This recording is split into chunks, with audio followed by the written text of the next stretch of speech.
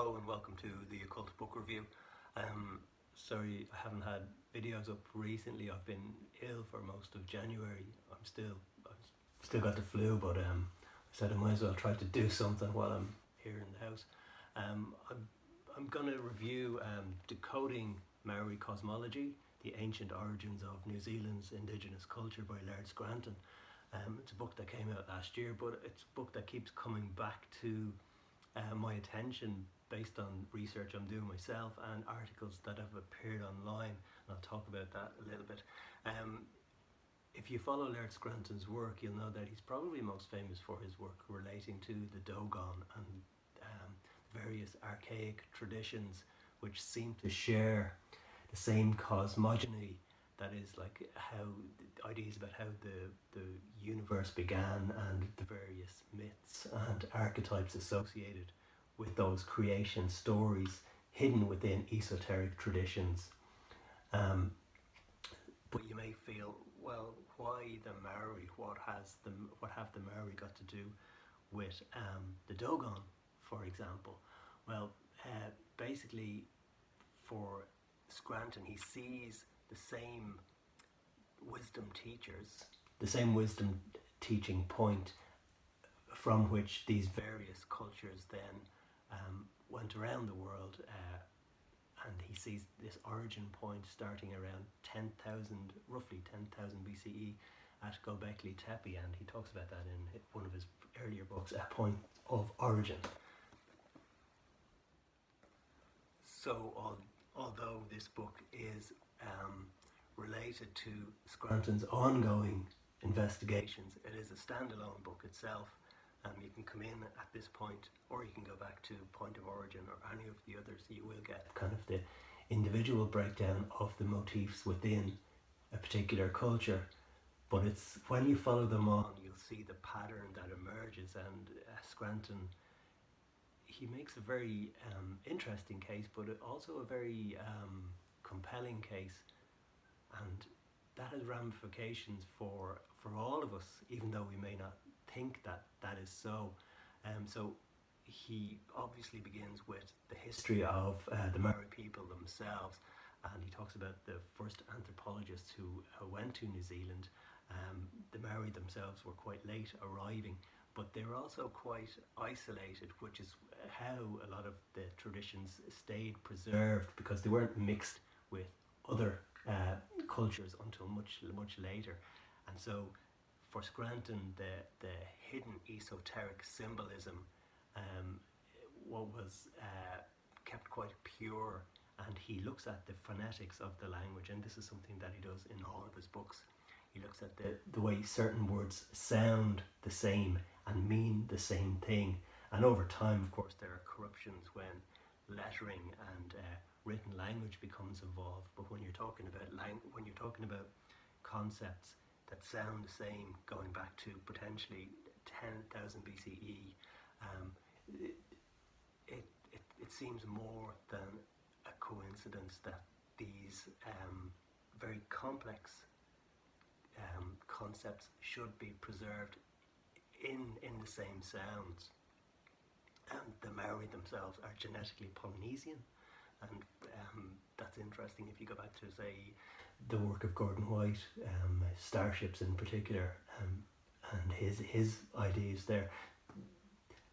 I can see his work fitting in very well with Scranton's ideas as well, and also something I'll talk about at the end of the review. Sorry about my voice here, it's starting to go. Just hang on one sec. Scranton links a lot of these cultures back to an ancient matriarchal Sakti cult, which in itself gave rise to Vedic thought, Buddhism, some of the esoteric systems prevalent in the Orkneys, and that was the subject of his book before this one. And also for this book, there are some fascinating links to Ireland and the Tuatha Dé Danann, kind of a thing in Ireland called a Fulucht Fiach, and basically what that is, it's like a mound that was used some archaeologists thought it was used for making food. That always seems strange because there was never any food or bone fragments found at this site. Scranton links it to possibly some kind of teaching school, some kind of place where shaman and tribal elders passed on initiatory knowledge. And I've done some research myself on that, linking it to clochans, which are these beehive huts here in Ireland, and they're found in Scotland and Eastern Europe as well. And they're associated with some people say, burning cannabis or eating magic mushrooms. Was the later thing that people thought. But it's the same thing in initiatory places. Now, in that context, you have to look at the similarities.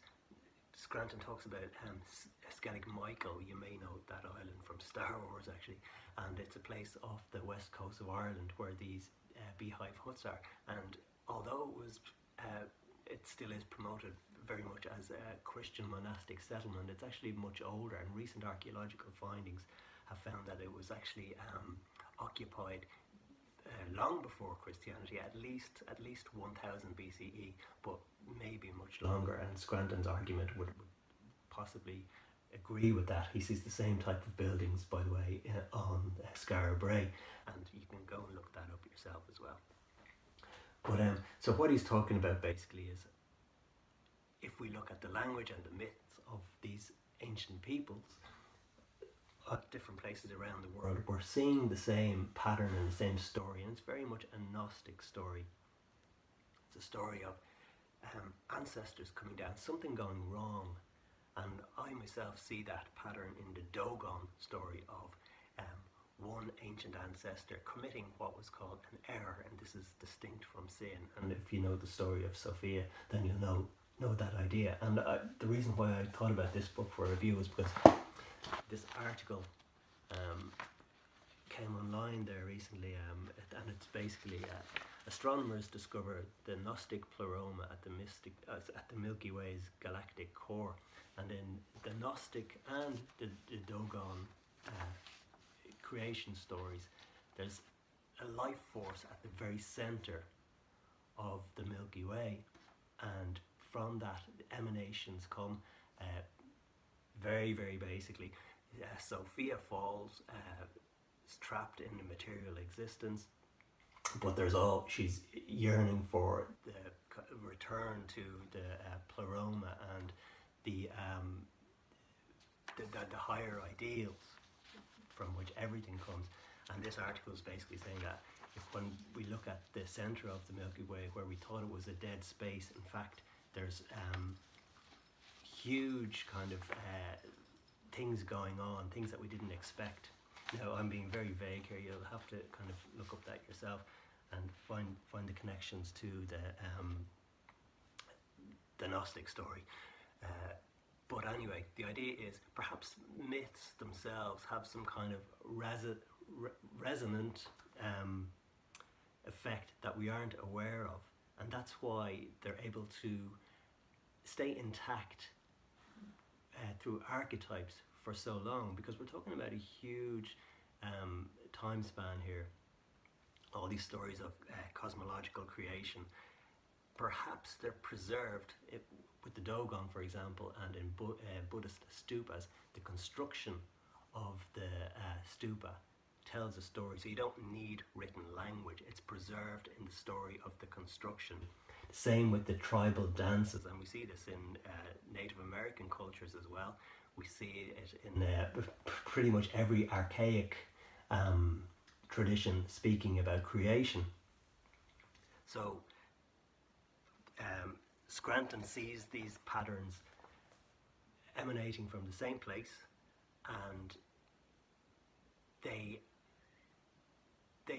kind of manifest themselves through the unconscious, as they would, because it's some kind of holographic fractal emanation almost, because if it's coming from the same source, it's like the kind of as above so below concept, which is kind of manifest itself in all of the esoteric traditions.